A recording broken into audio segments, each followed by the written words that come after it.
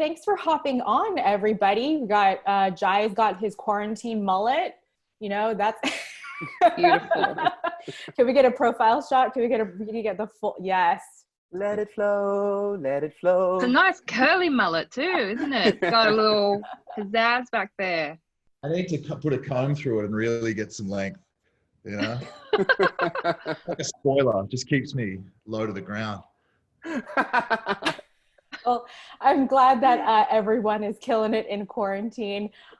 This show, not a light binge, I would say. Definitely much more on the intense side when it comes to you know, the quarantine streaming. And part of it was inspired by the story of Cornelia Rao. How familiar were you all with that story, with that case? I wasn't familiar at all until I read the scripts, to be honest. I was a kid when that happened. So, but in any case, there is a story of an Australian citizen, Cornelia, who was put into the detention center. But in terms of addressing the character of Sophie Verner, we kind of steered away from that whole thing and created Sophie as her own person, and just sort of took artistic license to really develop this solo character in her own right, and everything that she went through and her sort of undoing as she went into the detention center and really faced her mental health in there, and the neglect that she faced throughout her time there, and how that unraveled her as a person. So it was a very personal experience for me, a very just creating something from scratch in terms of the character. Giant Yeah, I wasn't familiar at all. I wasn't at all. And obviously her story is a fascinating one, but kind of echoing what Yvonne said, I mean, I think the inspiration was there, as was, you know, their inspiration with, you know, a lot of real life people when it came to the stories we put on screen. And I think that's what kind of Stateless does so well is like humanize these statistics and these kind of ideas and these headlines, and really helps people kind of connect with that stuff on a human level. And I mean, like Cornelia's story, I mean, yeah, I wasn't aware of it. Looking into it was kind of insane and crazy to think that had happened to an Aussie national. But you know, I mean, it's like coupled along with the insanity and the craziness that's going on for a lot of families put in this situation, no matter where they're from. And I think once we were able to kind of tear open some of that stuff and all look a little deeper into the realities of what's going on, what was going on, certainly with what we knew about onshore detention, you know, we all learned a lot, and we're able to build from there. Mm-hmm. Yeah, absolutely. One of the things, like you said, Jai, is how this show humanizes those statistics and in some cases, those numbers. I mean, that practice of referring to detainees and refugees by their number or by their letters. You know, what do you think this show is saying about who gets passage into westernized countries like Australia, like the US, versus who doesn't? I don't know. I mean, I think it's, I don't know. I mean, the messed up part is I don't know who gets passage. I don't know how those things are sort of defined. And like, that's the heartbreaking part, is like how rough the journey is for people and how complicated it is and how complicated we make it. And, you know, like you can see in some of the stories that are portrayed in the piece, the simplest of things, having your documentation, like, you know, not in order can mean a totally different future.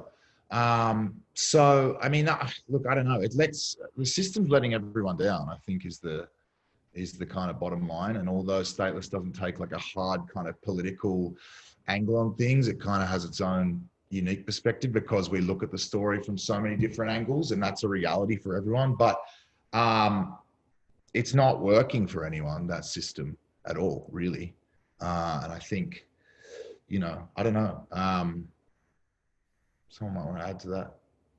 Yeah, look, I mean, Faze, you go. No, no, it is just. I think the important thing that this show does is it does put a human face on the statistics and the numbers. Like, people can so easily be lost in, you know, what you hear on the news, and the fear kind of generated with that. Like, especially here in Australia, it's like, these people are coming to take our jobs. These people are, they're not who they say they are. They have, they're going to bring the country down and all that kind of stuff. When You're it's in just, the US too. I've been hearing yeah, for the yeah. past, what, 4 years? Has it been that long? Yeah, absolutely. And we sit there, and I think the important thing about this, and especially where I wanted to approach Amir, would be just to put a human face on this. It's like, if you strip all of that back, we're just talking about families. We're talking about, you know, a father trying to look for the best for his family. We're talking about people escaping war. And it's interesting, you just put what's happened in the last few months, this pandemic, and you see how people have behaved and started reacting, you know, when a little bit of their freedom is taken away. And then you just, hopefully it'll help people look at a whole society of people escaping war and just looking for safety. They're not even looking to just go to the shops to buy some toilet paper, which is the most ridiculous thing that's happened throughout this pandemic. They're just looking for a safe place to be.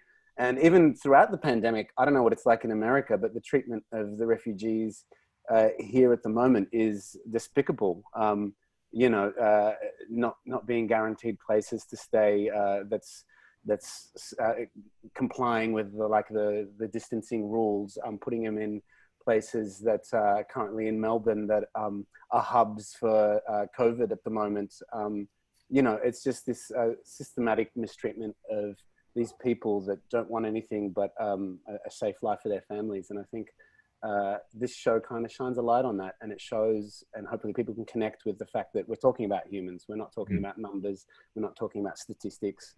You know, hopefully that's what people get away from, take away. I think what's clear though, for sure, is like the you know, people that are coming from the toughest environments, the hardest sort of situations, are the ones who get it the toughest when they get there as well. And that's the kind of bit that's like super messed up, because, you know, coming from a privileged background, having access to immigration lawyers and you know, the means to kind of put your paperwork in order or do that stuff, or employ someone to kind of help you out with that. And obviously, like, some of the stigma around cultural things that kind of interfere with that process means it's incredibly hard for a lot of people who have so little, or at least fleeing kind of situations that are, you know, far more desperate. The system works against them and makes it harder for them to make a life. Yeah. They are perhaps the ones who, you know, who need that sort of shelter the most, and who are ironically the most reliant on the system that in turn fails them the most. I wanted to also add too, like, having a profound experience on set. Really, we're talking about people who have been detained. I didn't know until I got to set, to the detention center set, that all of our background artists, or the majority of them, were actually people who had been in a detention center at some point, stateless at some point, or had a family member connected to the system and had really lived through it. I mean, we had a couple of background artists who had been up the road at a detention center that was up the road from us where we were filming, which has since been shut down. But what was incredible was that I got to learn, and I think, you know, you guys can say the same, right? We spoke a lot and connected with the background artists, and quickly realized that they each had a story to tell. And in listening to their stories, I mean, it was heartbreaking and eye-opening. This was real for these people. And when we were portraying scenes in front of the camera, you know, normally on a set you would have an AD, an assistant director, directing the background, but our background artists just were so into the scenes, because this was a representation of what had actually happened to some of these people, and it was so real and astounding. And I think it just, I mean, for me at least, it took it to another level of acting. It just kind of, you know, sometimes didn't really feel like we were acting anymore. It just felt like we were reliving someone else's horrific memories, or a taste of it, or something, you know, like that. And I think that's in turn what the show is hopefully going to do for audiences. It will also move people in the way that we were moved on set when we connected to people who had an experience like this. Absolutely. And there wasn't a scene finished in a detention center where a background artist didn't run up to me and say, "This is what happened to me. This is exactly, I experienced this. I saw this." And you just, you know, you take that on board and you realize how important it is to tell this story and to give a face to all these forgotten people. What I appreciated too about the show is that it doesn't kind of make these judgments about, because so often I think when we talk about immigrant stories or refugee stories, they're very heroic. Like there is a perfect story or perfect refugee, or all these stories have to be the same. And I think it kind of is more matter of fact about that they are just people, good, bad, imperfect. Yeah, I think it's interesting. It's an exploration of everybody, each character from a very different angle, having a moral dilemma. You know, you've got a refugee coming in, you've got a government official who's, you know, at the top trying to run the place, and Jai's character embedded into this system, you know, and struggling with his own morals as well to figure out, you know, what's actually going on here. And it really is, it kind of provides a full circle rather than following a story just from one point of view, which is what I really love about the show and what I connected to when I read the scripts. Anybody want to jump in? And Yeah, look, I echo that as well, and I think that's what it does so amazingly. It kind of picks it apart as opposed to, you know, telling the audience how to feel. I think what's amazing about how well structured the kind of story is and how well rounded these characters are is that we don't make up the audience's mind for them, you know, at all. And you do get to kind of look at a system from multiple angles as opposed to just someone's particular plight. And it's true. I mean, it's not, there's no one coming out of this experience talking about how well operated it is, how, you know, fantastic the conditions are, how fond their memories are. I mean, it varies often, and look, it wasn't necessarily torture for some people, and that's on both sides of the fence. I mean, but you know, the level of like repair that needs to be done is so great, and that's just, you know, indicative of how it's letting everyone down, the system itself. And I think audiences will find it hard not to connect with some kind of line into the story, because they'll see that, you know, whether it's through the eyes of the bureaucrat or from Amir's story or Sophie's even, or Cam's, you know, these are all people that are just trying to find, you know, a better life for themselves. And that's a basic instinct that we can all relate to. Yeah.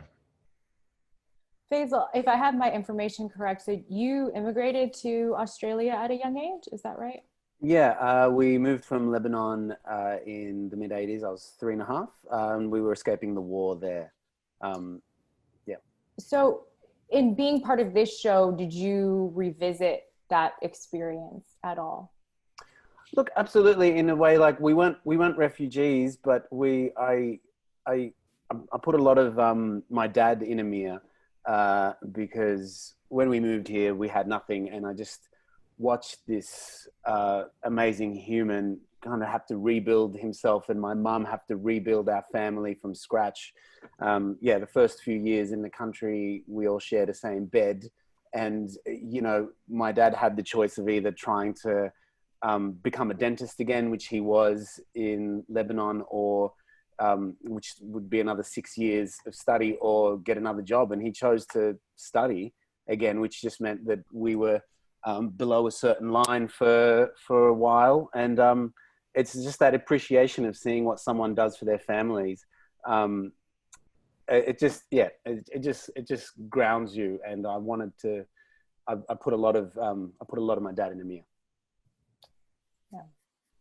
Yvonne, I have to ask, you get to have a lot of scenes with Cate Blanchett, and she is a cult leader and those fabulous, I don't know, what, like the 80s jazzercise like jacket, parachute suit. Yes. But like that blank stare, just like dead eyes. What was it? What were those scenes like for you? It was overall, it was a lot of fun. I mean, I grew up watching Kate's career, from afar as a budding young actress in Australia. So it was really exciting for me to get to work with her, and obviously we had scenes that were pretty traumatic.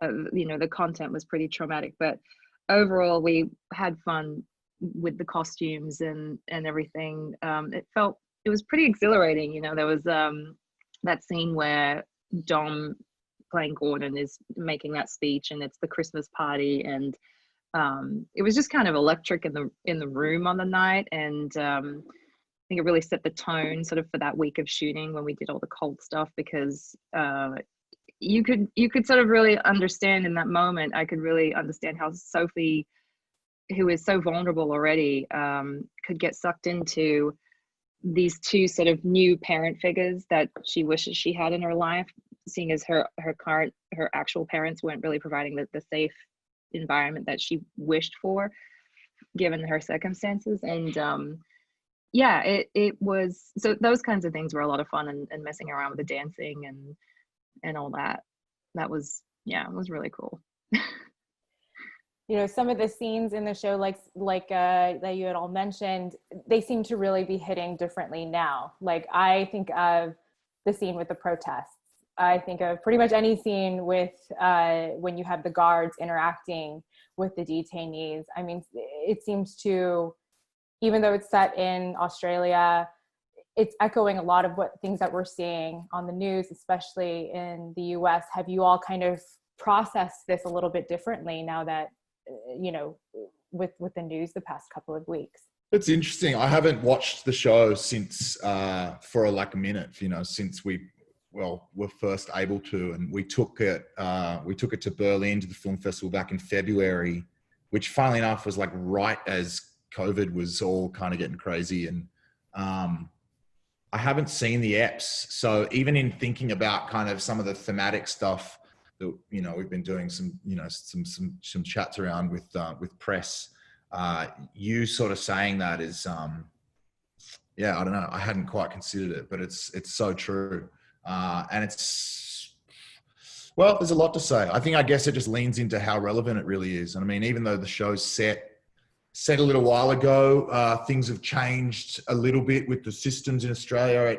It actually hasn't gotten to a place where there's more visibility or, more accountability. In fact, it's kind of slipped further back into, a world where the system is being protected by the measures in place that stop the media attention and stop the public knowing really what's going on. And that only helps to feed, some of that, the fear and the ideas and the things that we think we know about a situation that really are just formed by how distanced we are from it. I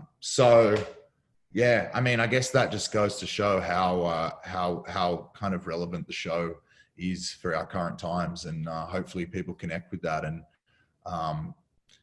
sometimes things need to burn to the ground so they can create space for a new age and a new time. And I think it's never been truer than it is now. Absolutely. Well, thank you all for hopping on, but before I let you all go, Yvonne, my TV team would kill me if I didn't ask you. Season 4 of Handmaid's Tale, we saw the trailer. Does this mean that you've shot, or where are you? I can't believe they scraped together a trailer for what we actually shot. We were 2 weeks in to shooting. I was in Canada ready to go to set on Monday, and then we shut down. Oh wow. So I'm afraid there's not a whole lot in the can. We'll all just have to wait a little bit longer, including myself. The scripts. We got nothing. No, there's something. There's something. Okay, so there are scripts. How is Serena doing in her situation? Oh, look, it's a little bit art echoing life. She's been in quarantine, isn't she? In her own isolation. Maybe growing a mullet. We don't know. Maybe. Look, I think I will pitch that, actually. I'm quite inspired by Jai's little situation. I think we all are. Let's be real. But so she's okay. So you've read scripts, things are happening, but you were prematurely shut down because of COVID. Yeah, basically, yeah. And who knows if they're going to let us back in the country. That's a spirit. Well, are you excited about where Serena's going though with the season? I am. Yes, I'm always excited about where Serena's going. Yeah, there's always, twists and turns and manipulative surprises to be had. So it's great. Wonderful. Well, thank you so much again, you all, for coordinating. Stay safe out there. Put your mask on. Grow that mullet indoors. Oh, yeah. Thank you so much. Cheers. Thanks so much. Thanks, Audrey. Thank you. It's so good to see you guys. You too, guys. You too. Mwah.